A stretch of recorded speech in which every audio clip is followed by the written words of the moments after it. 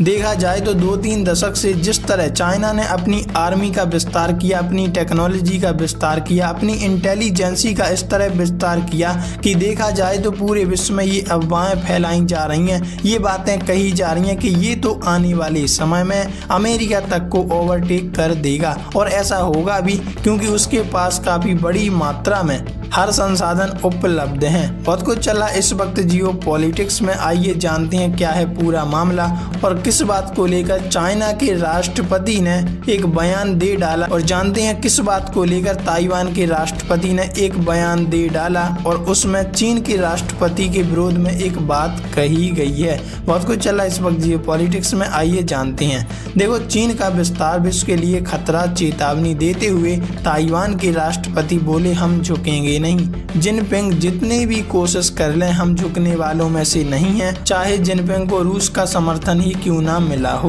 तो देखो, ताइवान के राष्ट्रपति ने चेतावनी दे डाली कि चीन की बढ़ती सैन्य शक्ति और कूटनीतिक प्रभाव न केवल ताइवान बल्कि वैश्विक स्तर पर खतरा है। लाई ने कहा कि ताइवान प्रतिरोध और ताकत के माध्यम से हिंद प्रशांत क्षेत्र में शांति की रक्षा के लिए लोकतांत्रिक सहयोगियों के साथ मिलकर काम करेगा। चीन का विस्तार विश्व के लिए खतरा बताया। यह बात ताइवान के राष्ट्रपति विलियम लाई ने कही। उन्होंने चेतावनी दी कि चीन की बढ़ती सैन्य शक्ति और कूटनीतिक प्रभाव न केवल ताइवान को परेशान करेंगे बल्कि आने वाले समय में वैश्विक स्तर पर भी खतरा है।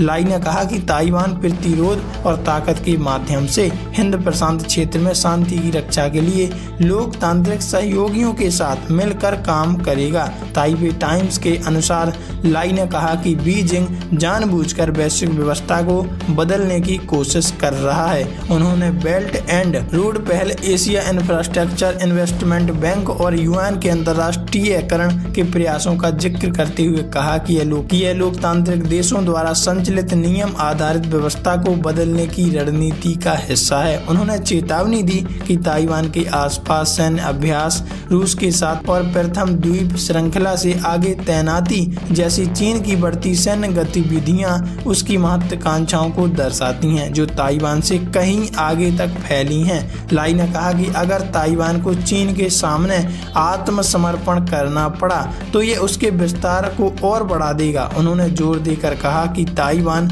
जलडमरू मध्य की स्थिरता वैश्विक सुरक्षा और व्यापार के लिए महत्वपूर्ण है, जहां से हर साल 2.5 ट्रिलियन अमेरिकी डॉलर से अधिक मूल्यों की वस्तुओं का आवागमन होता है।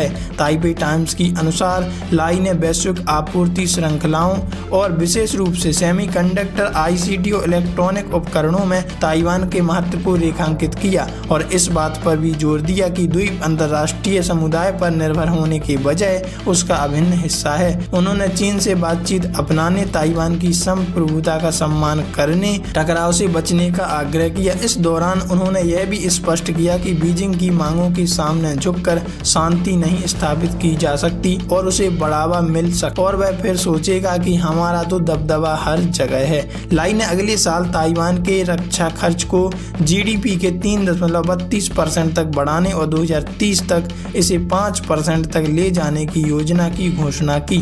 राष्ट्रपति ने व्यापार में विविधता लाने के प्रयासों पर भी एक प्रकाश डाला है और चीन पर आर्थिक निर्भरता कम करने के लिए दक्षिण पूर्व एशिया, जापान और अमेरिका के साथ हुए समझौते का उल्लेख किया गया। वैसे इस तरह देखा जाए तो चाइना के जो कंपटीटर हैं उन्हें यही लग रहा है कि आने वाले समय में ये अमेरिका तक को ओवरटेक कर देगा तो हमारा क्या होगा, और आने वाले समय में इसकी जीडीपी इंक्रीज होती ही जा रही है क्योंकि इसके पास हर चीज के संसाधन उपलब्ध हैं। वैसे आप इस बारे में क्या कहना चाहते हैं, कमेंट में लिखकर जरूर बताइएगा।